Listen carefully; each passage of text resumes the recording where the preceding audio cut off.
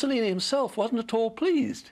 He went home muttering, all the crowds are cheering me as the man of peace. But I don't want to be the man of peace. I want to be the man of war. He knew he needed to be as ruthless as the Nazis if his war aims were to succeed. And he would need his people to become ruthless too.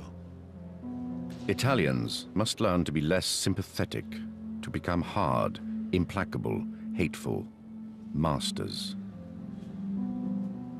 And Hitler's concept of a master race also began to appeal. Formal laws are passed, effectively disenfranchising the Jewish community in its entirety, kicking them out of public office, kicking Jewish school children out of school, preventing them from attending university, participating in public office. These laws ended equality for all Jews, even dedicated fascists. Ettore Ovazza had to sell the family bank and resign from the fascist party. It is the end of a reality, that of our feeling one with the Italian people. In March 1939, Hitler tore up the Munich Agreement.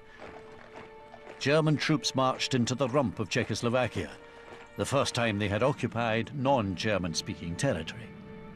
Hitler did not warn Mussolini. Only afterwards did he send a note. The Führer thanks Italy for unshakable Italian support. Mussolini was in despair. Every time Hitler grabs a country, he sends me a message. To keep up with Hitler, Mussolini seized Albania in April 1939. But Italy had now been at war for 10 years, and the strain was beginning to show. The country was bankrupt, military supplies exhausted. Ciano knew the truth. We must avoid war. Yet Mussolini ordered his foreign minister Ciano to go to Berlin to sign one of the most disastrous military agreements in history, the Pact of Steel. This required Italy to go to war whenever Germany did. In this agreement, both Germany and Italy promised not to provoke a major European conflict for at least 3 years. But just 3 months later in Salzburg, Ciano learned directly from Ribbentrop, the Nazi foreign minister, of Hitler's real plans. He said, gazing at me with his cold metallic eyes, We want war.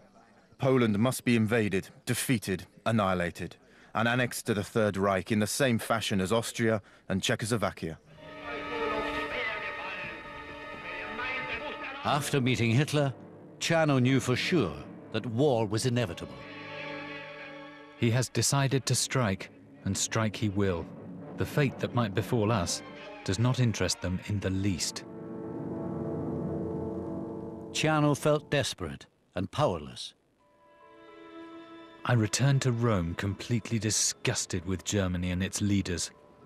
They have betrayed us and lied to us. But even Ciano could not have guessed what was coming next. Hitler stunned Italy with a political masterstroke.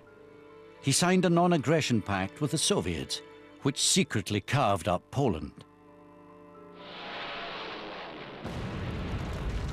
5:25 a.m. Germany attacks Poland. 11 a.m. Britain declares war on Germany. Ciano struggled hard to keep Mussolini out of the war. I must fight to the end. Otherwise, it will mean the ruin of the country, the ruin of fascism, and the ruin of the Duce himself. Mussolini told Ciano, The Italians, after having heard my warlike propaganda for 18 years, cannot understand how I can become the herald of peace, now Europe is in flames. As the Germans swept across democratic Europe in 1940, Mussolini could restrain himself no longer. La dichiarazione di guerra. He declared war on France and Britain. Ciano wrote, The adventure begins. May God help Italy. The most awful, I think the most contemptible reason Mussolini gave for going to war was he said, we need a few thousand dead in order to be able